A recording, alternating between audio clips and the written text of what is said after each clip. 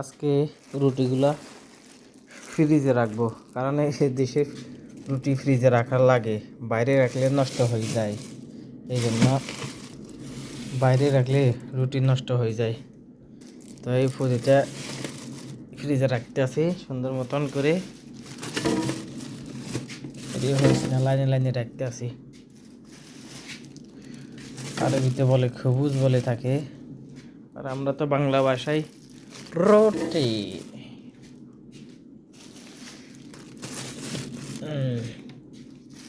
ফ্রিজে রাখলে রুটি নষ্ট হয় না সহজে। বাইরে মানে কি, বাইরে রাখলে রুটিগুলা খারাপ হয়ে যায়, ওষ হয়ে যায় আর নষ্ট হয়ে যায়, মচমচ ভেঙে যায় আর এটি মা আর নোয়াখালী বাসা কইর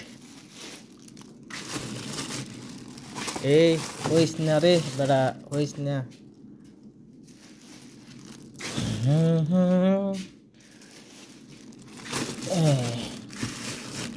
শেষ এই জায়গায় না। এখন দেখি উপরে রাখা যায় কিনা।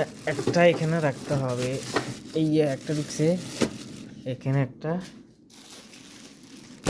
এখানে একটা, এখানে একটা, এখানে একটা, আর এই জায়গাতে একটা রাখবো। কারণ রুটি বেশি তো, এই জায়গাতে রাখছি। এই দুটা কই রাখি, এগুলো তো পুরান রুটি, কই রাখি কিছু যারা যাতে যাতে রাখতে হইব। এই